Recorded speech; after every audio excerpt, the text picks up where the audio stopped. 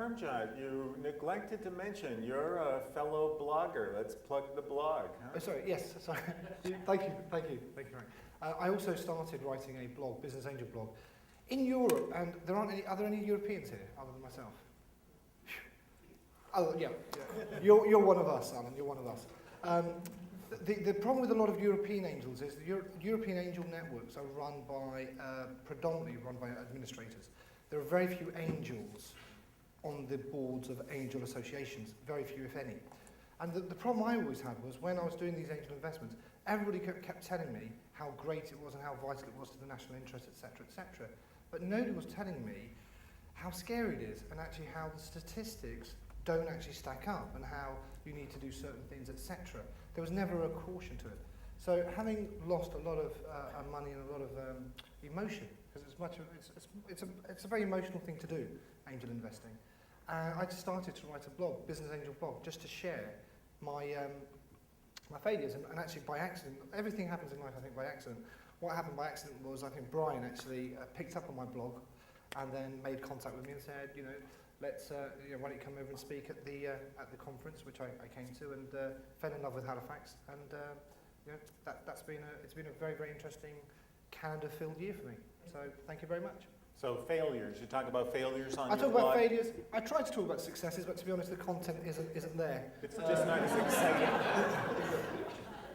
So, well, maybe that's a great segue. Let's talk about, keep it positive. Brian's signaling me. Let's keep it positive here for a second. How about positive outcomes, Mike? You've had exits. I think when it comes to war stories, the only positive outcomes are the learning experiences that you get from them. The very first deal I did, and I guess the lesson learned is that just because you can build a company and sell it successfully doesn't mean you're really that smart at investing. And I see that a lot with angel investors, and I think for most of us that have been doing it for this long, we're still learning all the time and trying to learn from each other at events like this. And I always feel like the older I get, the less I seem to know about this business. But my very first learning experience came just literally weeks after I sold my business, and this was back in the early 80s here in Toronto, and I invested put $100,000 into a company called Tri-Guild Manufacturing. And I lost my investment 2 weeks later. So that was a very quick exit. Went from 100,000 to zero in 2 weeks. Can anyone match that? Now the lesson learned. I'm working on that though. The lesson is that the entrepreneur was basically dishonest. He had pledged his house with the bank, and the bank had his house as collateral for a loan. What I didn't know is that as soon as I put my 100 in, he repaid the bank, and the money was out of cash and went into receivership. And that was my big mistake in not doing enough due diligence and in not getting to know the person that I'm investing in. Because I'm not investing in the company, I'm investing in the people that run the company. And in this case, I was screwed because I was stupid. So that's a big lesson. And the message there is one of the most important things I look for now when I make an investment. It's the number one criterion is integrity. That's the number one thing. If that integrity in the individual isn't there, forget it. Now, integrity, I can imagine we would all agree we want to look for that, but it's an intangible. How do you distinguish integrity? What are some of the clues? I think it comes down to instinct. It really does. If there was a formula which says this, like the great Groucho Marx said, once you fake sincerity, you've got it made. Integrity is one of those things that you can't. If there was a formula, then people who don't have integrity would try and copy it. It's just a judgment you reach, and I've been burned. I think one of the lessons, and being positive about this, is sometimes one of the lessons I learned early on, which was the wrong lesson, was business is business, personal stuff is personal stuff, and sometimes you have to work with people you don't like. I've learned, 20 years later, that's a very, very bad lesson. Because I've been in situations where I've worked with people I don't like, and invariably you don't actually make money in those situations because you're too busy having lawyers protecting you all the time. Or, even if you do make situations, there are two occasions where there was actually a lot of money on the table, but none of us could get the money out because there was just no trust.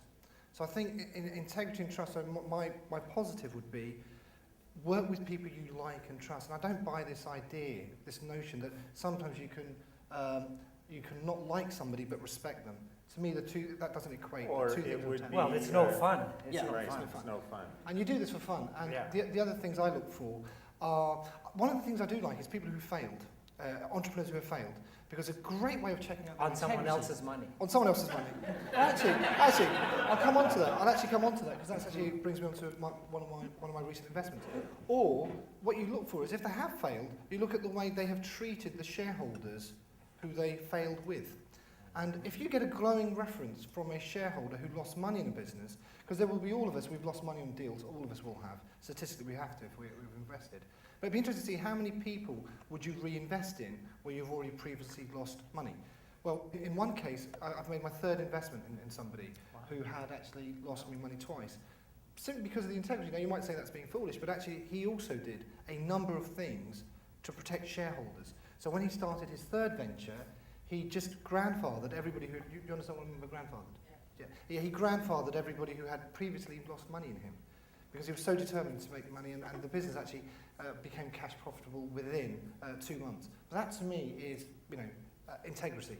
And so I always look for, when somebody's been an entrepreneur in the past, the other thing to avoid is, I heard a great story from Ross from the First Angel Network, about somebody who presented to them and said, that I think their opening line was, Ross, correct me if I'm wrong, I am a marketing god.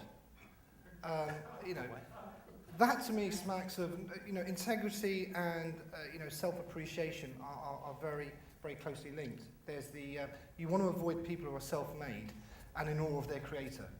So you want to avoid those kind of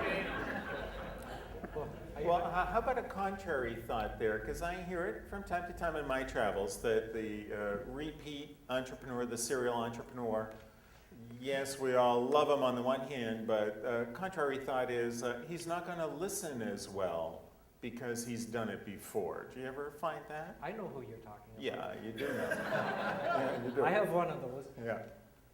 It's that mistake of thinking you're infallible because you had a success and everything you touch turns to gold, and it's like starting all over again when you start. Right. So who needs to listen to you when I've been there and done it before? So there's the other problem is I always remember the great campaign, the election campaign in the US last year. Everybody kept saying how the Clintons fought the best campaign. They were the best 20th century political machine ever.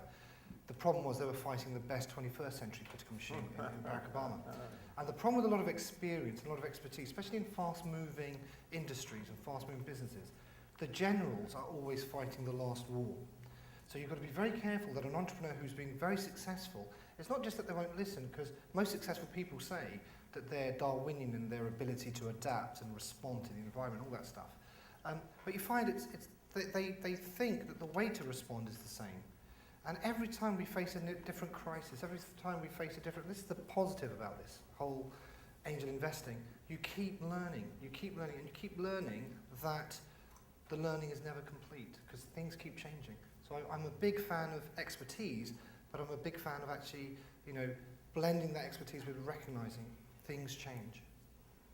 So on our conference call, we called this founderitis. And we've been talking about integrity. Yeah. But let's turn it upside down. How do we identify a defective founder? Yeah, I think we're talking about governance and having good governance structures.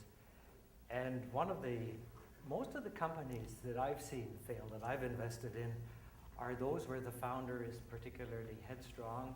They think that they have all of the answers. And, when someone thinks they know everything, that's a real problem because they won't listen, they won't open themselves to new ideas, and they won't take advice of their directors and their advisors, and that often I've seen, that's probably next to the integrity issue, that's my number 2 in terms of business failures.